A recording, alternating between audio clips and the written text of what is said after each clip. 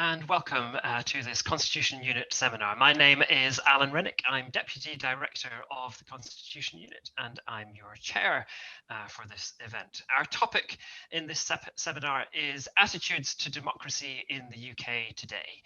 Our aim is to explore what we know and what we don't know about how people in the UK view democracy. So what conceptions of democracy do people have? How do people think democracy in the UK ought to operate? How do such attitudes vary across the population and what shapes them? We've put this seminar together partly because these questions are just very important and more immediately also because we're launching a research project here at the Constitution Unit that will seek to explore these questions in considerable depth.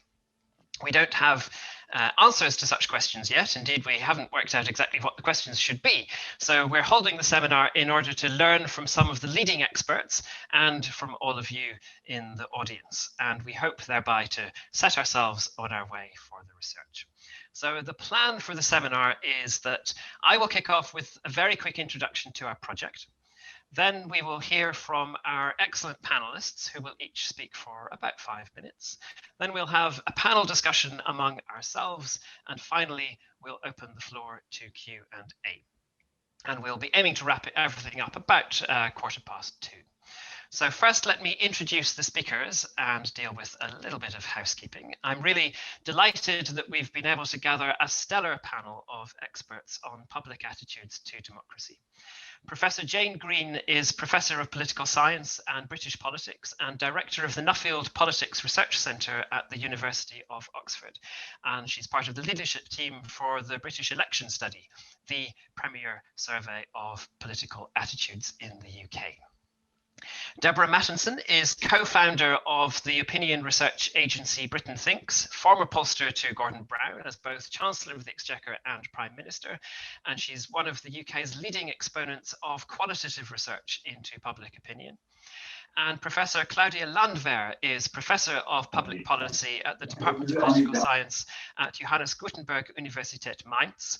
She has conducted some of the most interesting research into people's conceptions of democracy, not in the UK, but primarily in Germany.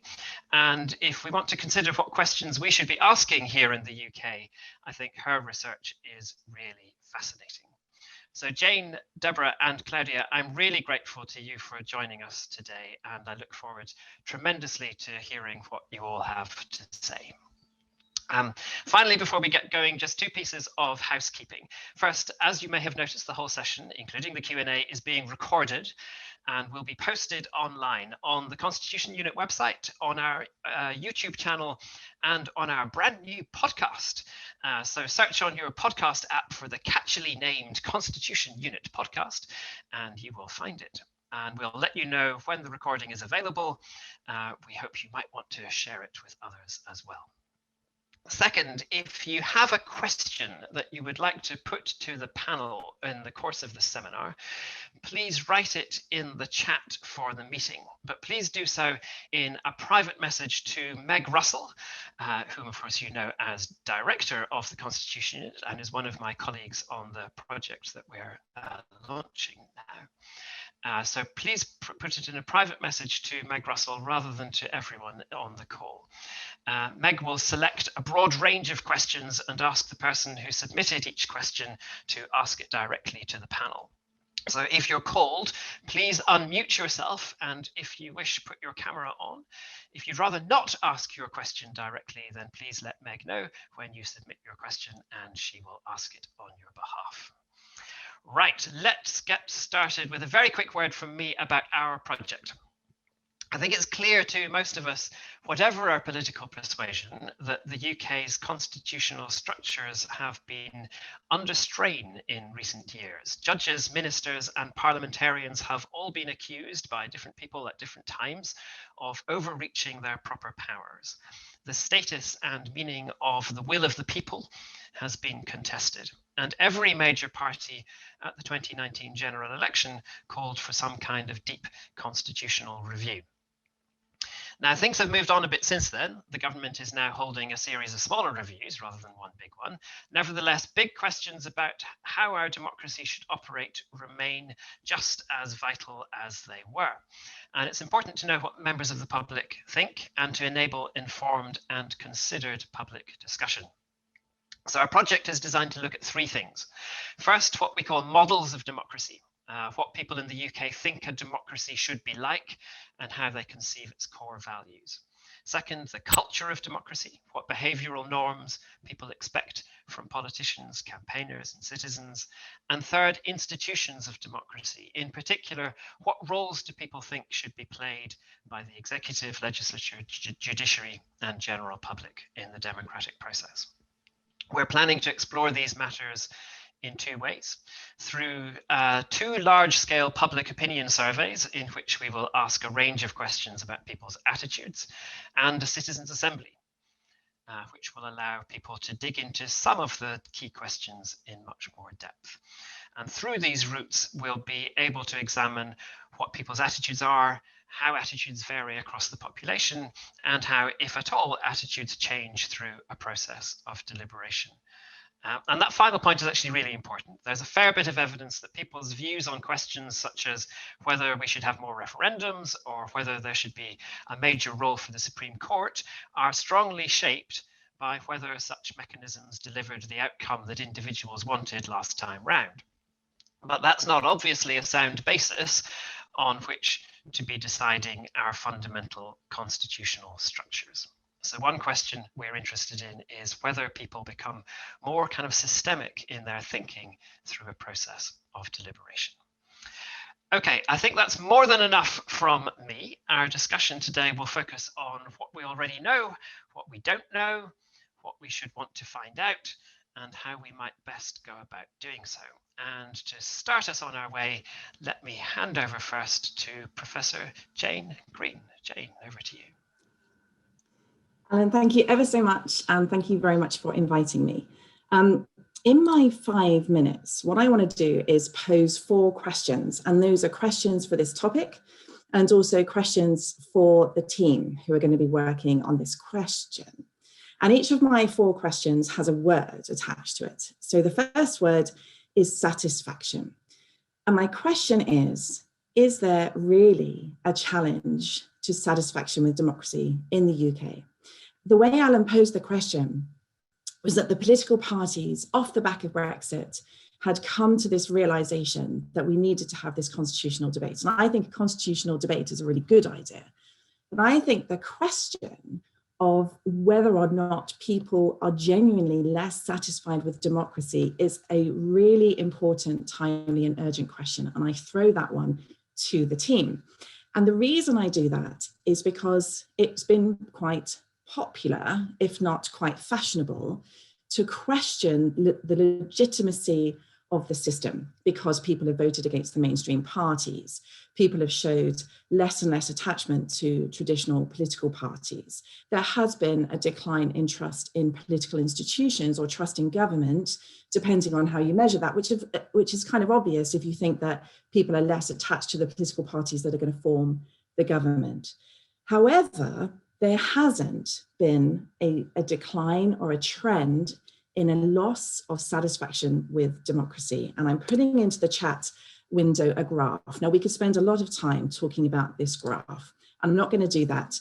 But I think it just really raises a really fascinating question.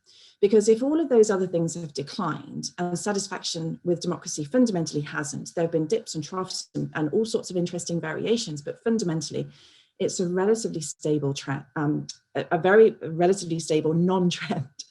The question is then, what does it mean to people? Because it isn't necessarily tied to those other things that have been declining over time. And I wonder if there's something really important here about the way that our democracy is symbolic of nationhood. And I would encourage us and encourage the team, I think, to think about what democracy means to people. So when you're asked, you know, are you happy with the government or are you happy with the electoral system or whatever it is? If you're asked, are you satisfied with the way the democracy works in the UK?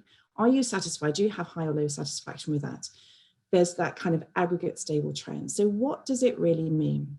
Is there something about Parliament and our democratic institutions that are really symbols of nationhood? And perhaps there's something, therefore, about democracy that is more symbolic than substantive for people. So I would kind of encourage us to think about the symbolic elements of our democratic institutions rather than necessarily their representative or constitutional functions for individual citizens. And lots of people are going to have, of course, variation in those views, but I think that's a really interesting question. My second word, or my second question, is motivation. And my question is, do people have real attitudes about the Constitution and about the relationships between democratic institutions? And I think there's a really interesting question there. Before we assume that people have informed ideas about the relationships between democratic institutions, we should first ask if they understand what the roles of those institutions are.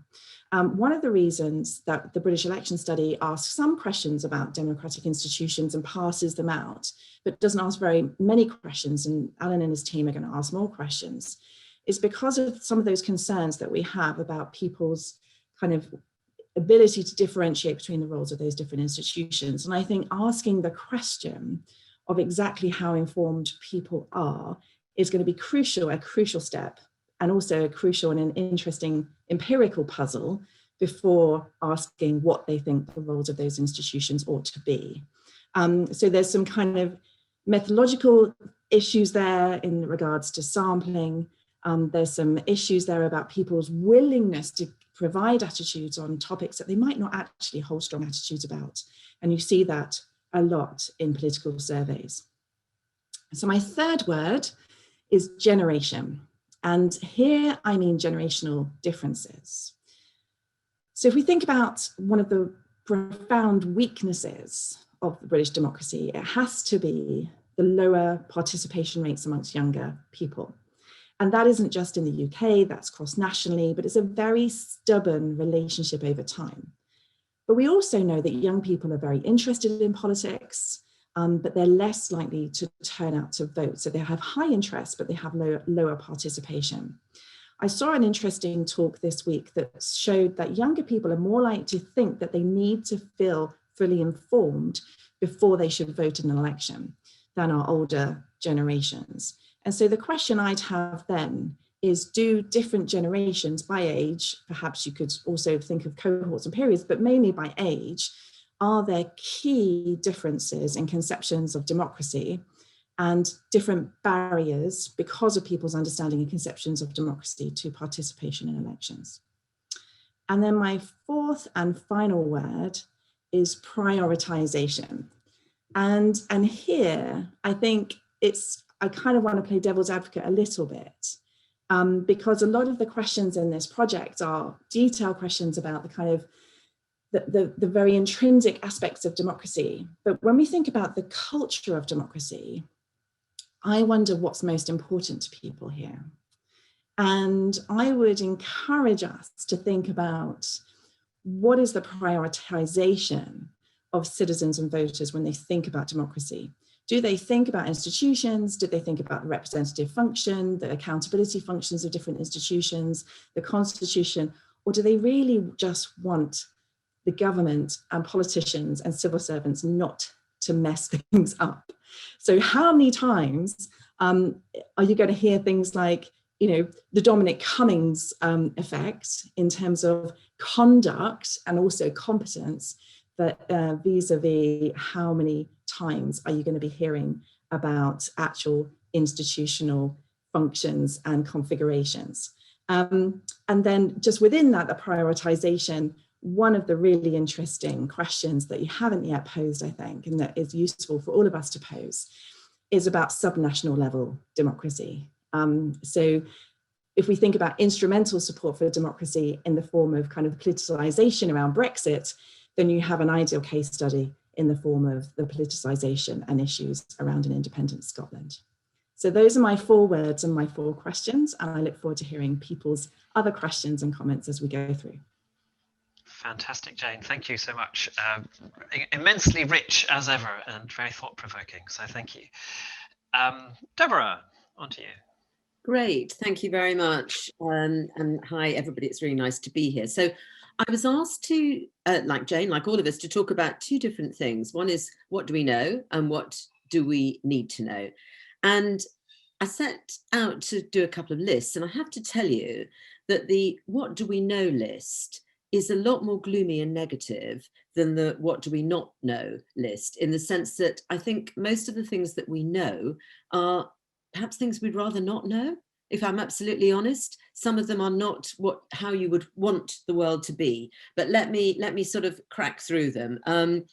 So what do we know? And the first, I'll start with the one positive that I can see in terms of the data that already exists.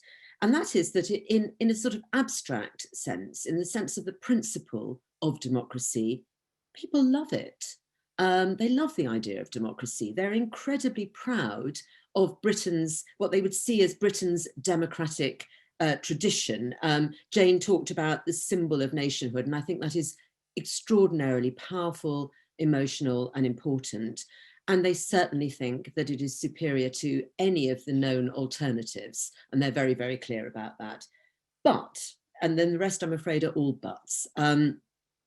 British people, and it's true actually in the rest of the world as well, mostly don't think that democracy works very well. So I had different data from the data Jane's just shown. I was looking at something that Pew had put together. I mean, it makes the same point, really. I mean, Pew found that 69% in the UK were dissatisfied with the way democracy works and just 31% satisfied. And as Jane has said, it has always been thus. You know, I've been doing this stuff for a long time, and I don't think there's been any significant change. So what is it that doesn't work about democracy? Now, this is quite simple, I think, actually. The thing that doesn't work about democracy is the people that do it. That's the thing that the public don't like, politicians. You know, and Jane has talked about the deficit of trust, and I will talk about it a little bit too. That is a big stumbling block that we have. So a few other things as well. Jane talked about people not being very well informed, and I absolutely concur with that. People don't understand very well how democracy works. Frankly, they don't particularly want to understand more on the whole as well. There's not that much of an appetite or a hunger to find out more. And generally, when we look at politics in action, democracy in action, people engage with very little, they notice very little. I have literally done focus groups where even on being shown a photograph, people didn't recognise the then Prime Minister. Step forward, David Cameron, by the way, for it was he. In another set of focus groups I did just before the last election, I found huge praise for Nigel Farage as a very attractive and different kind of politician. But then one of the respondents went on to say, and others agreed with her, that she didn't think she'd vote for him because she didn't very much like the Lib Dems. So, you know, people are not noticing very much of the detail that goes on, partly because they think that it isn't really relevant to them, it doesn't affect them. So in a recent Britain Thinks poll, we found that only 6% said that politicians understand people like them, and 73% were equally clear that politicians did not. And the thing about politicians is the otherness of politicians. People look at the people who are doing democracy, and it is something that is done to them, and frankly, they're all very different from them. They're all posh. I find a lot of people, I've done a lot of work up in the Red Wall because I've recently written a book about it, as I've said. I found that a lot of people have said to me, how on earth can these very working class voters vote for Boris Johnson, you know, who is an old Etonian, you know, Oxbridge, spouts Latin, all of that stuff? The answer is all politicians are posh. They didn't really distinguish between him and Jeremy Corbyn, and they don't now particularly distinguish on the poshness scale between him and Sir Keir Starmer. So, and just 14% of the public trust politicians. So not surprising, therefore, that people feel that they have very little influence. I was looking at some data from Hansard that found that 47%, I think the biggest number they've ever found on this, agree that they have no influence at all over the way that politics works and the way that democracy works. As I said, it's something that is done to them. And the work that I've done in the Red Wall suggests to me this is even more true in somewhere like the Red Wall. You know, that the urban versus suburban, the city versus town piece, I think, plays out very strongly, where people who live in those pockets of the country that feel very neglected see the neglect that they see around them, and it is around them, as proof of the fact that democracy isn't delivering for them. And they often look at the representative that is there supposedly representing them. It's often a favoured son, usually as a son rather than a daughter, of the political party, shoved in there in what was regarded as a safe seat, that there was no requirement to work for, and then sent off to, you know, to do their bit and develop their career and never look back from Westminster, and the local council seen as no better. And I think it's important to think about local democracy as well in this context. Very often is the thing that people notice at a very local area, often also not felt to deliver. There is one exception to all of this. Jane has touched on it too. That is Brexit. So I think one of the reasons, there are lots of reasons why Brexit became such a fault line in British democracy. And it is because I think for a lot of people who felt disenfranchised by democracy, they saw Brexit as the chance to have a voice, their chance to exercise their right to, as one respondent eloquently put it to me in a focus group, stick two fingers up to the elites. And that was exactly what he felt that he had done. So, you know, the other thing I think that we know is that people would like things to be different. They're just not very clear about how. Every time they vote, actually, they sort of believe it's going to be different. That's why they vote. In a sense, voting at all is a triumph of hope over experience. So just very briefly, what do we not know? I think the biggest thing that we don't know is how to make all of this better. And maybe this is where your project comes in. It seems to me that there are two levels on which this operates. There's the sort of transactional, what can democracy deliver for me? And there's a huge gulf there between what it might deliver and what people's understanding of that is. And Jane talked about their priorities, very important. But I do think there's also a kind of emotional level. As I say, my start point is that people are proud of democracy. And I think there's a hugely rich source there to be tapped into that is often underplayed and undervalued. How could people feel that their representatives are more representative? Jane talked about generational differences. I think we should talk more about that. I think it's very important. And it chimes, of course, with this city versus town, urban versus suburban point as well. How can people feel listened to? How can they feel more influential? And then crucially, my final point is how can they become more involved? Because one of the most depressing things about the most recent Hansard Society's work was how, I mean, people were never very involved, but how much less involved they are now. And my experience of doing deliberative work, of deliberative democracy, is that when you involve people, that is when they start to understand and see what it can deliver for them. So perhaps if I leave it there and we can pick up on all of these things in discussion. Wonderful. Thank you, Deborah. Again, lots of really great thoughts to get us considering deeply this big task that we have given ourselves. Thank you. Claudia, over to you. Thank you. And let me start by thanking you not only for the invitation, but also by congratulating you on winning funding for such an amazing project. As an outsider, I'm not really in a position to judge how likely major institutional reforms are in the UK at the moment, and whether the present situation with the coronavirus pandemic and Brexit sort of constitutes a window of opportunity for major reform. But I think you have one advantage in the UK when it comes to rethinking democratic institutions, and that is that you have this tradition of a more political constitutionalism. So you regard the constitution, democratic rules and procedures as the product of democratic decision-making processes. And this sort of view of the constitution is, I think, like a prerequisite for really major reform and deliberative reform. So the question for this panel is, what do we know about attitudes to democracy in the UK, and we've heard a bit about this. I was going to say something about what do we know from international comparison of attitudes to democracy? And one important data source for this for you will be the European Social Survey, of course, which has a rotating module on democracy, which is being repeated this year. They had it in 2012, and they're repeating it this year in round 10 of the ESS. And this will really be an interesting data source when it comes to, well, comparing how views of democracy have changed over the last 10 years and also how they differ between countries. But I think the ESS data is great, but it also has some limitations in that it tells us more about where people agree about democracy than about where they disagree. And this is really also something that we need to understand. So what different conceptions of democracy are there in the citizenry? So I think it's really a good idea to, as you intend to do this survey, which is intended also to track disagreements about democracy and differing conceptions of it among citizens. I want to tell you a little bit about a survey I have done in Germany, which intended to do exactly this, to track disagreements about democracy among people who agree upon the fundamental principles of democracy in the abstract.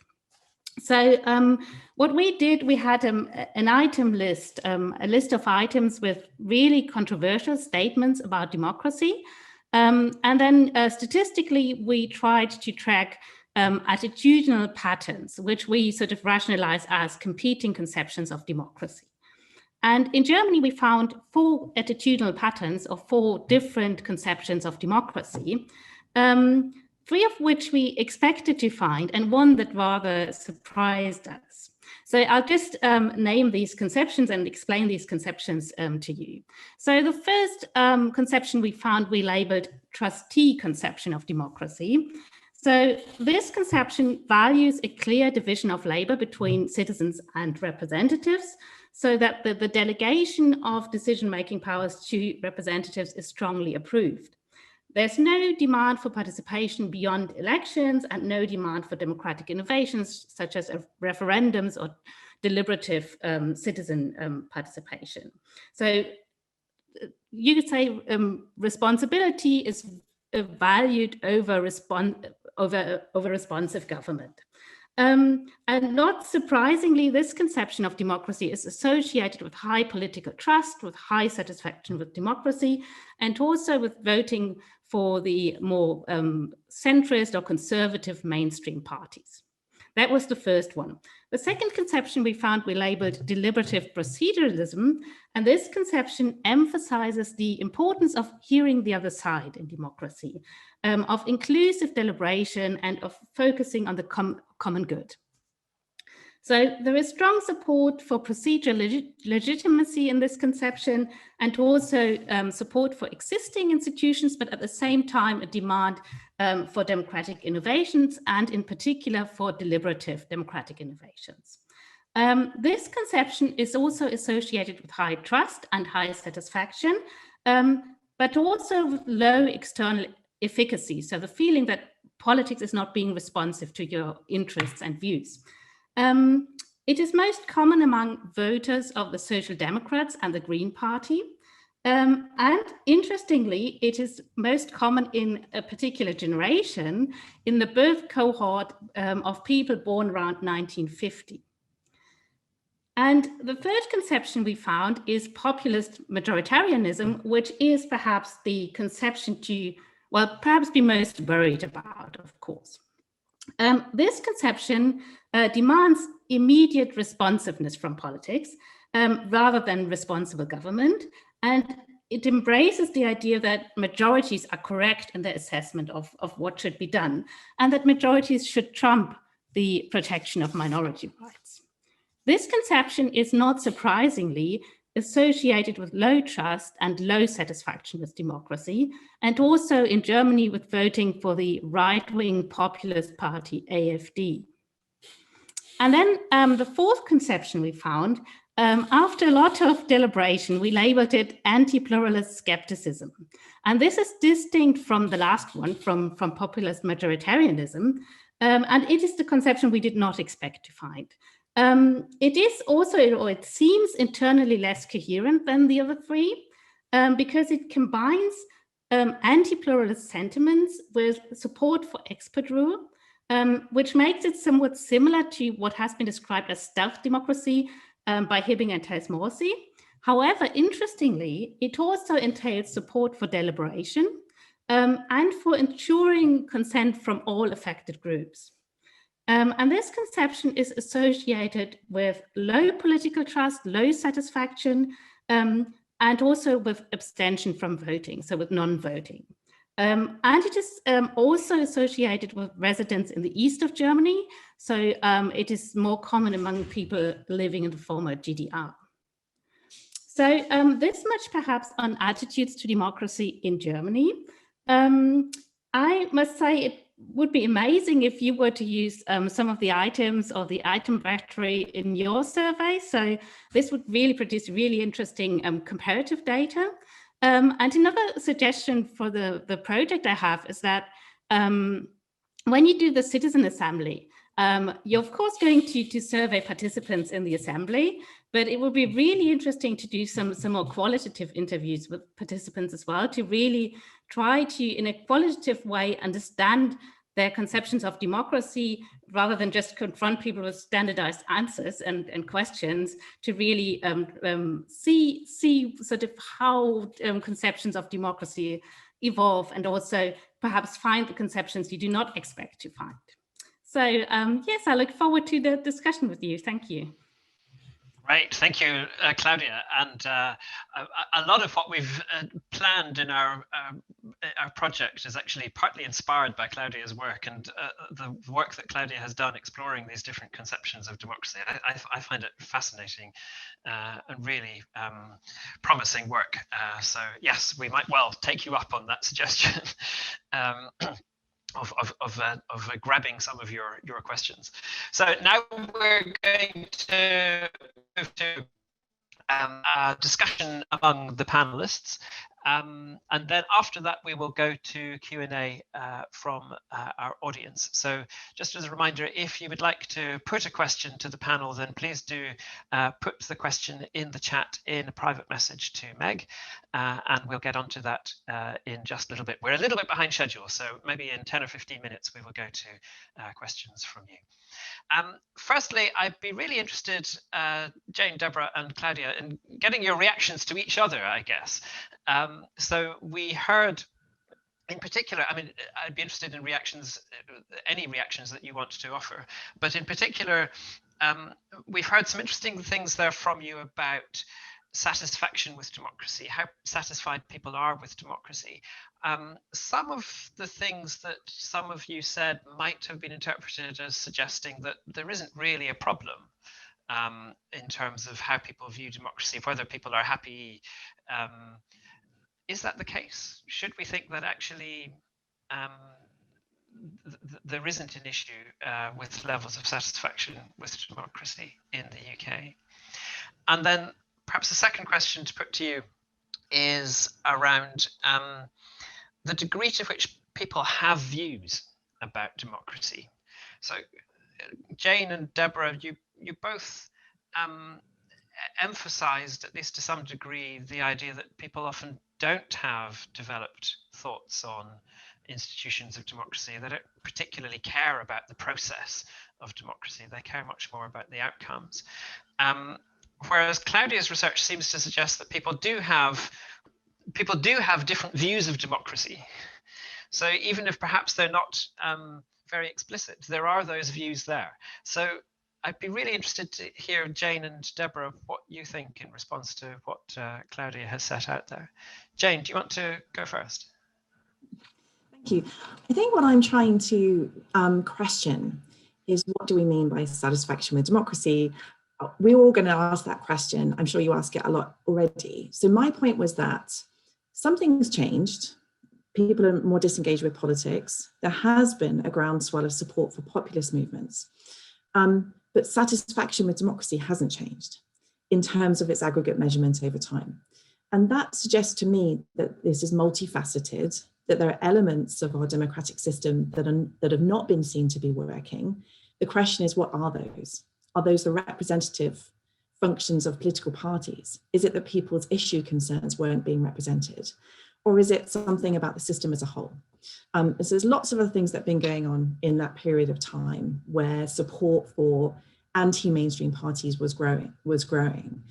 But is that kind of general sense of satisfaction with the democracy in our country something else, something about nationhood, something about patriotism, something about comparative, like, well, we're proud of our system, and something to do with pride in our country? And if that's true, then those democratic satisfaction questions are really about, you know, the symbolic nature of Parliament, or the symbolic nature of our system. I am nervous about the degree to which people really hold well-informed views about democratic principles. And obviously I don't mean everybody. But there is a tendency, of course, when you ask people about things, they will give you opinions. The question is, do those resonate with people in their daily lives? And I think Deborah's very thoughtful and, you know, very insightful comments from her different approach and talking to people in different ways to my research methods, I think really underlines that question. And I would just say one thing else that occurred to me when I was listening, and that is, to what degree, you know, we're kind of defining this as this kind of bottom-up demand side view, right? That there's just the public and they have these views and these concerns and these grievances perhaps about the political system. But of course, they're partly politically manufactured as well. Attitudes and concerns are also politically mobilized. And so political actors are part of this process of talking up and increasing the salience of concerns about the democratic system. So they don't come from nowhere. So those are my kind of three responses. Thank you. Great, thank you, Jane, and sorry to have to battle through those interventions. Deborah. Yes, I mean, I certainly wouldn't in any way want anybody to think that I felt it didn't matter that people were, you know, not engaged with democracy and didn't understand it very well. And in fact, I think that people think it matters as well. And whenever I've done any work in any depth that's kind of explored beneath the kind of headline polling data, particularly kind of deliberative work, citizens' juries and the like, we have always ended up in a situation where when people have reflected on it, they have felt that they could and should know much more. They've often looked at their own education and felt that it was wanting. In a book that I wrote at the end of, you know, having worked with Gordon Brown and at the end of the Labour government, called Talking to a Brick Wall, we came up with the idea of Peter Pan politics. It was something that actually the people in the citizens' jury that I ran for that project came up with themselves. They felt that that there was something about the way that our democracy worked that infantilized the public almost deliberately. And the more they thought about that, the more affronted they were by it. And I mean, because what happens is most people don't necessarily stop and think very hard because they're getting on with their lives, because they're busy, because they're doing things, which is, you know, why you would end up in a situation where they didn't recognize the photograph of the Prime Minister.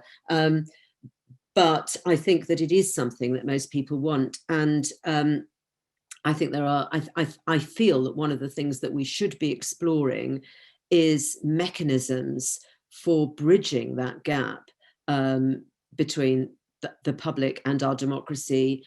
I don't think you can regard it as well functioning as long as you have that gap, personally.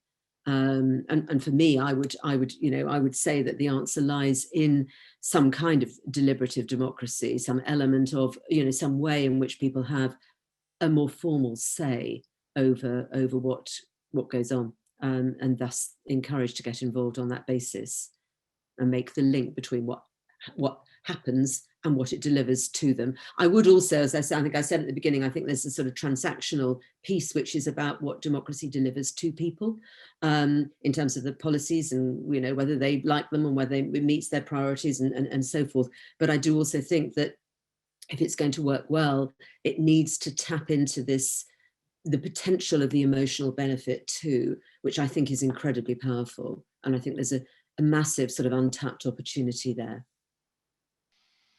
Right, thank you. Claudia, do you want to come in? Yes, I agree with what Jane and Deborah have been saying, and now just want to add perhaps 2 further points on your questions of whether satisfaction is a problem and whether people really have developed views about democracy. I think one thing we need to be aware of as survey researchers is that there is a certain group in the population we know nothing about. And that is people with really low socioeconomic status. I mean, we do strive for surveys to be representative, but we have to be critical of our own methodology, because what we do is we try to get some people with low socioeconomic status into the survey and then sort of attach more, do this sort of statistical weighting to attach more weight to the few people of low SES we have in the survey. But these people we do have in surveys, they may not be representative of their group. So they might, in many respects, be unlike the people from the same group. So people who do not vote and do not participate in surveys, we really know nothing about them. And it is a considerable share of the electorate. So this is something we need to be aware of. And regarding the question of how much do people know about politics and do they really want anything to do with politics and so on, I think we should also consider how political elites view citizens and what view of citizens political elites have. And I think it's sort of, there might be something, perhaps mutual contempt is too much, but mutual sort of disregard. So I get the impression that politics, at least some parts of the political elite, have really negative views of citizens themselves.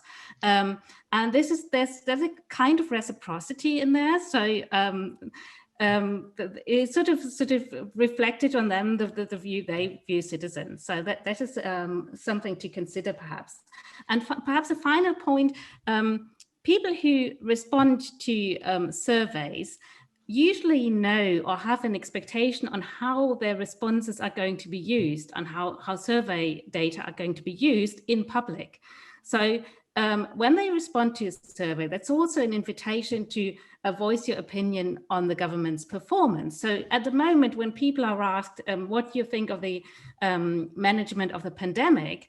And they say, well, even if they honestly believe it's going pretty well, but they want you to sort of just voice their dissatisfaction with the situation in general and want politics to sort of want representatives to be more responsive to their interests, they're going to give a more negative assessment than if they were just being honest. So that's also something to keep in mind, that people think about how a survey data are going to be used in public. Maybe those three points. Great, thank you. Deborah, you signaled you wanted to come back in, particularly on the first of this. I was ever so keen to come in, and then in fact Claudia made exactly the point I would have made, which was about political elites and how they receive information. And I think I would add to what you've said, which I completely agree with, that, there is this massive disconnect between, I think it is actually contempt, mutual contempt. I don't think that's too strong. I think that is literally what you get on both sides of the fence. But the other thing is that political elites are just as subjected to confirmation bias as anybody else is. And I think that can be a huge problem. And, I remember particularly through the Brexit campaign, this was so marked. I spoke at endless meetings where I took to saying to the audience, and it would be an audience essentially of political elites, stick your hand up if you think Remain is going to win. And everybody would put their hand up. And everybody on the platform will put their hand up, including the person that was there speaking for the Leave campaign, because it became a sort of conventional wisdom. And I would say to them, there is nothing in the polling evidence to suggest that this is the case. Why do you think this? And there wasn't, you know, and people say now, oh, the polls got it wrong. They didn't, actually. They got it right. They were broadly right within a margin of error. And in fact, more individual polls predicted Leave than predicted Remain. But people, you know, political elites couldn't see that. So I think there are some huge problems on both sides, if you like. And I also absolutely agree with Claudia's point about making sure that you have a truly representative group. Yeah, thank you. Jane, do you want to come in on that as well? No, I was just nodding away. I love that phrase, the mutual disregard. I don't love it, but I think it's a very, very perceptive point. And, you know, it's completely correct. The point about Brexit, the point about confirmation bias, and also the point about samples. I mean, that's one of the methodological concerns I'd have with using an online sample. It's really expensive not to do that. And if you want to run a panel study, then you really have to do it online. But it's going to be very important not to assume that that's a representative sample of the entire population vis-a-vis political participation, interest, and attention to politics. So it's just a really good point, I think, really important one. Yeah, absolutely. Great, thank you. Let's go over now to questions that are coming from the audience. So Meg has been collecting lots of these questions. And Meg, do you have a first round for us?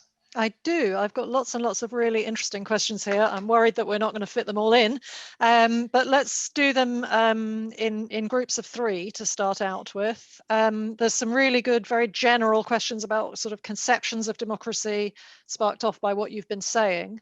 I'd like to call Justin Fisher first, and then Gil Richards, and then I've got a question from a third person that I will read out if I can go back in the chat and find it. So over to you, Justin. Thank you, and thank you everybody for fascinating presentations. I'm struck by this work and also lots of others where the approach to this always seems to be that the fault, and if I can put it in inverted commas, is with politicians and institutions, and at the risk of being accused of mutual contempt. I wonder if part of the problem is that citizens have completely unrealistic expectations about what democracy can deliver. And I think Jane made a really important point here about the extent to which those cues can come from above. Now, I think, Jane, you were talking about it in terms of sort of populist cues, but actually I think the cue might be more to do with politicians over-promising in terms of, you know, what can possibly be delivered. So the observation really is just, you know, to the extent to which you might be able to reform every institution under the sun, but it might not make the blindest bit of difference if the expectations of the population remain unrealistic. Okay, that's great. Thank you. And I can see Gil's appearing. Go ahead, Gil, ask your question. Thank you. I had a question for Jane. You mentioned how people seem to have a lot less love for the sort of conventional political system and its institutions, yet you showed us all data that showed most people seem to think it works fairly well. And I just wanted to dive into that a bit more, following on from your response to Alan's question about satisfaction. And I'm sorry if you addressed this already, I didn't fully hear your response to that. Were you suggesting that you think people think democracy is something that's entirely divorced from the institutions that do it, that actually practice it? And if so, obviously that would have a lot of implications for the democracy in the UK after the Brexit project. Or were you saying that democracy isn't divorced from the UK's institutions, but that any expressions of dissatisfaction are always going to be part of shorter term misgivings about particular outcomes that can't really be taken to be indicative of wider trends? And then the third question I had, I picked these because they're all quite closely related to each other, as you can see, is from Peter D. And I'll just give you a shortened version of it. He says, as described, generally people believe in the concept of democracy, but not necessarily in the practice of it. And he asks whether trust can be built again with a more robust oversight process in terms of regulators like the Electoral Commission over elections and referendums, I mean, I could throw into that based on some of our Constitution Unit research, or does that push things in the other direction? When you maybe expose bad practice, that helps to drive down trust, ironically. So I think there's a lot of questions there about sort of democracy as an ideal and the actual day-to-day practice of democracy and whether those can be aligned, really. Great, thank you. Excellent first round of questions. Shall we slightly vary the order of speakers this time? So Deborah, do you want to go first? Yeah, perhaps I can start by picking up on Justin's point, which I think is very well made, that I don't think the fault lies, you know, in only with political elites, for want of a better way of describing them. That it very much is about the public as well, and the public having some responsibility. And I think in a considered way, the public think this too. And, you know, I think, as I've already said, you know, whenever I've done citizens' juries or whatever, where we've been able to explore things in depth and people stop and think about these things, perhaps more than they would do normally in their day-to-day lives, they feel that they do have some responsibility, because, you know, it isn't just about politicians selling you an unreasonable dream, but it's about not challenging it yourself to a degree.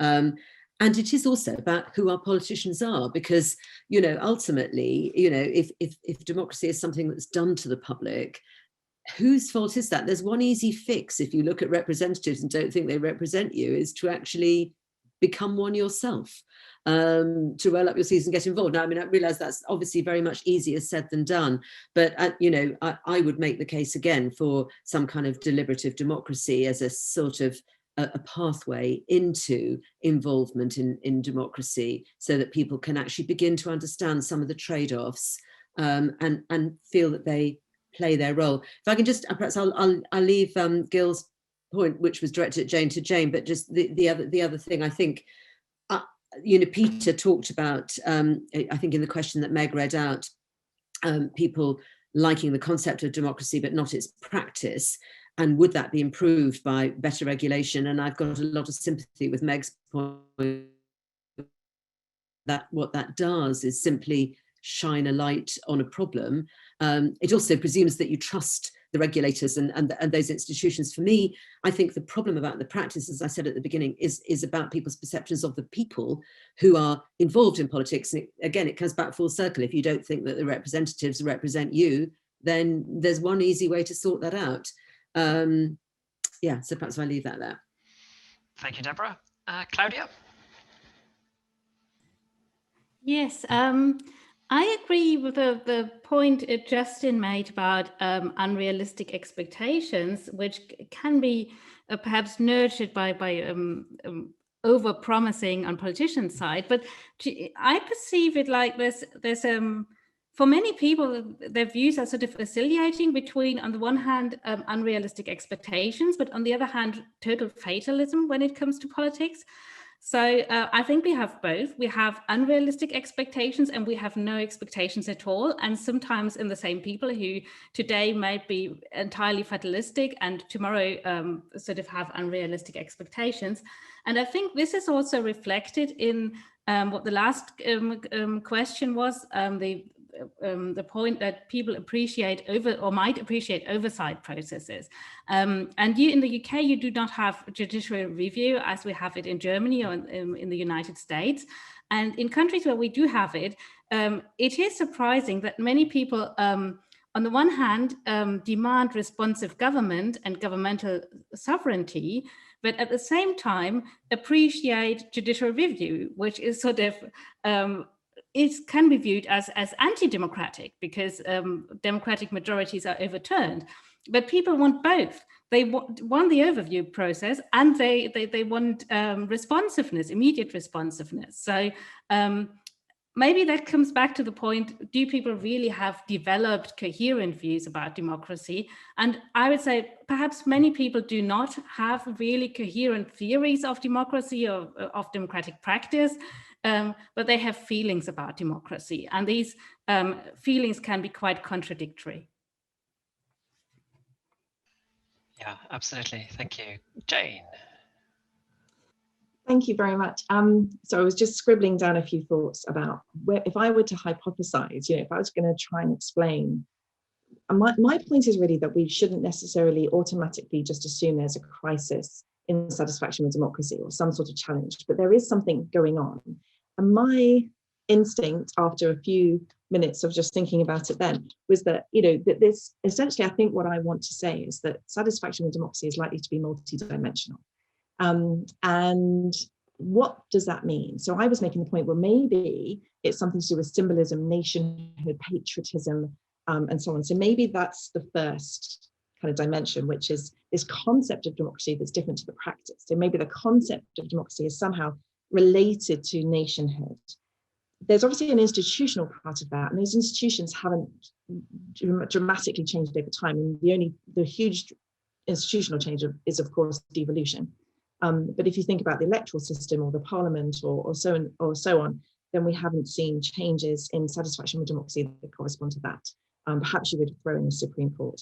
But the institutional aspect of democracy would be another dimension. I think what you do see in that data is some responsiveness to events and to performance.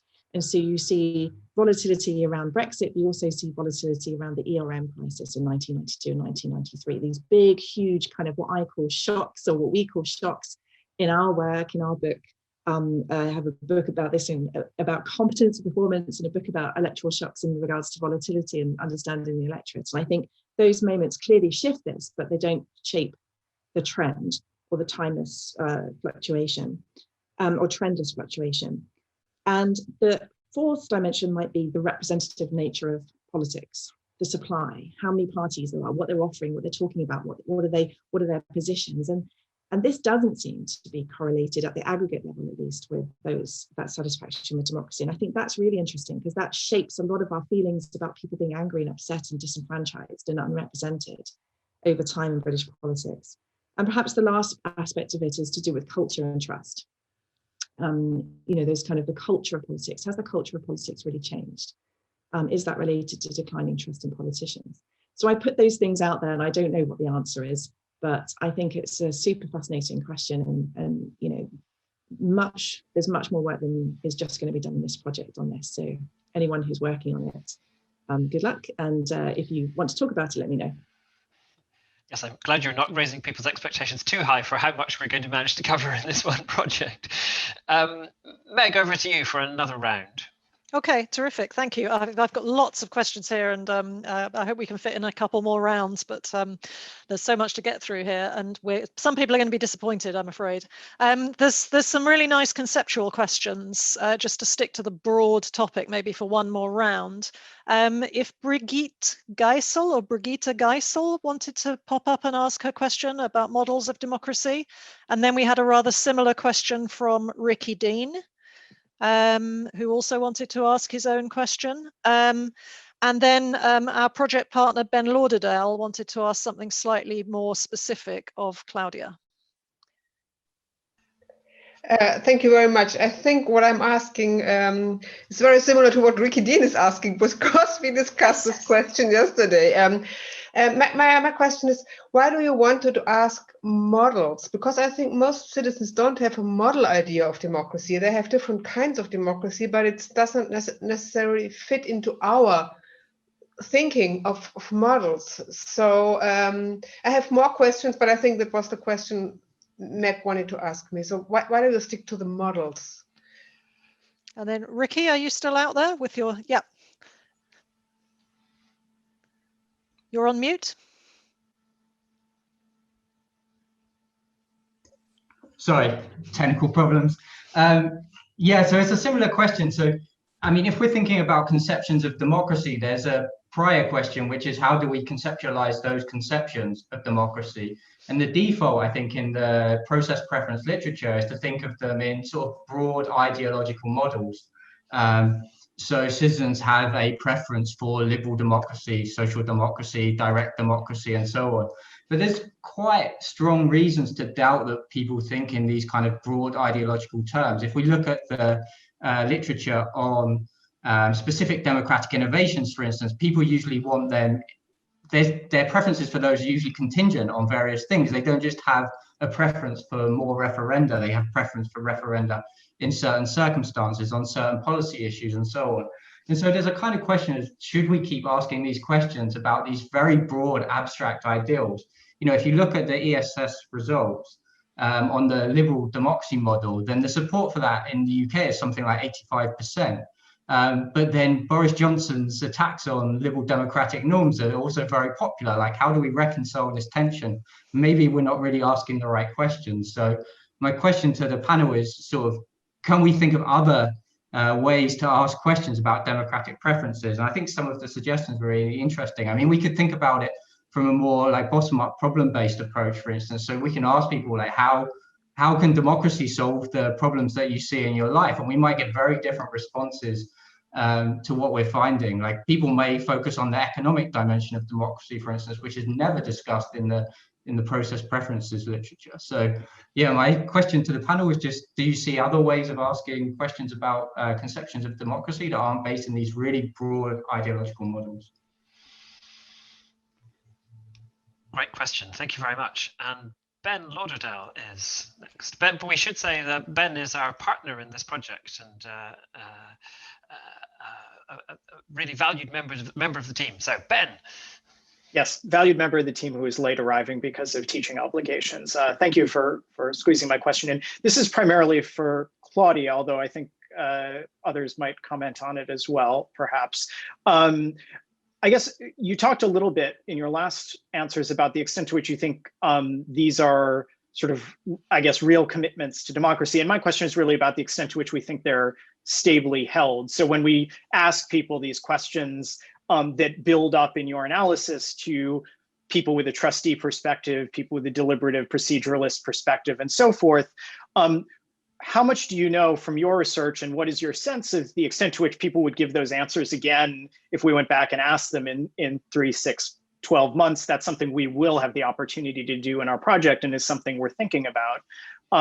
So it'd be interesting to hear your thoughts on that. And the other question is the extent to which you think these different perspectives really affect how people evaluate ongoing political processes versus the extent to which you think they're sort of the result of existing political processes, which is to say, you know, you said people in the center and center right in Germany tend to say they tend to give responses suggesting a trustee representative view.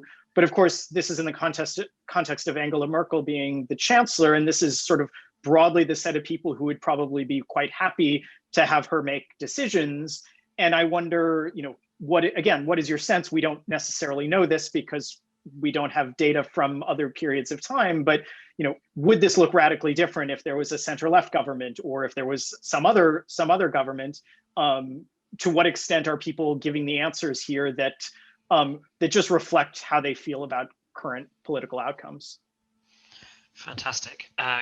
Really great questions. Claudia, very glad you're on the list to start this round of answers. And if we can keep answers reasonably brief, that would be really helpful here.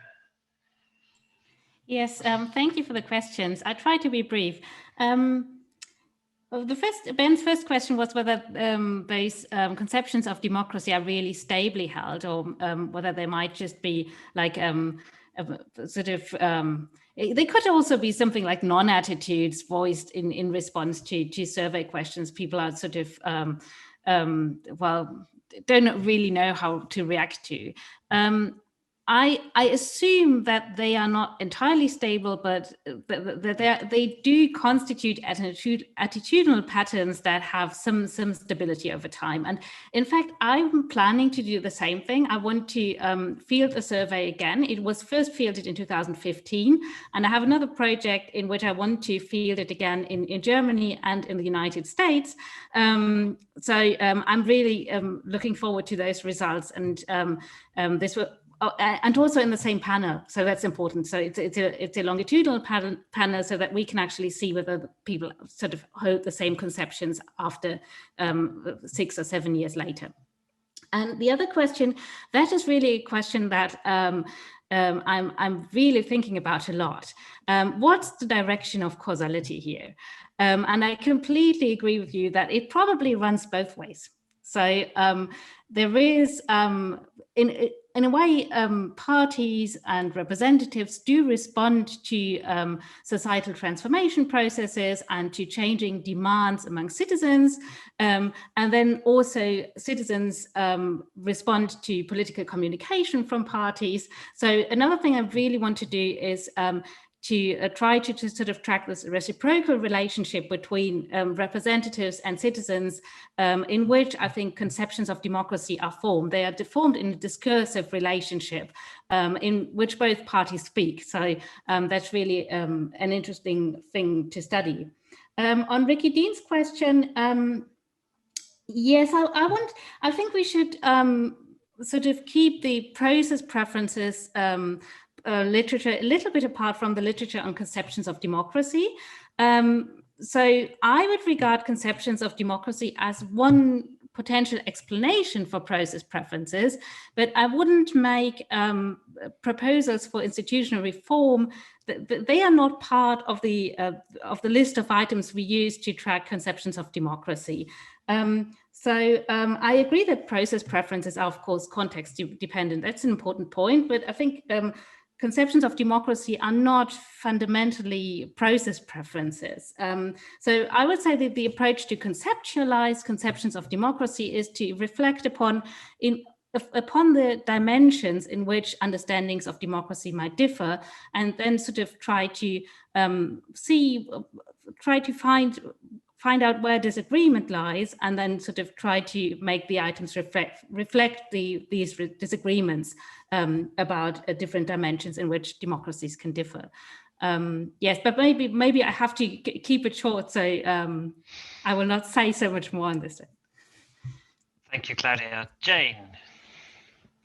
I think if anybody in the team, or if Claudia, or if anybody else is interested in this, you can already look at the British election study that we have tried to ask a series of questions motivated by trying to measure kind of more populist attitudes, trying to measure attitudes about referenda, trying to measure attitudes about direct or more representative forms of democracy. And also we have a lot of questions about political efficacy, personal efficacy and political efficacy.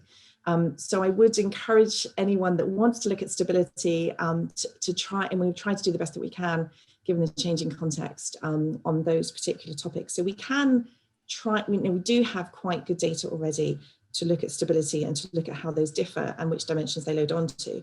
I think when we were talking, the two things that really came up was, one was people's view that they really can't change anything. And I would point to the kind of wide research on political efficacy where there are good data on political efficacy, and I think it's measured really well, actually.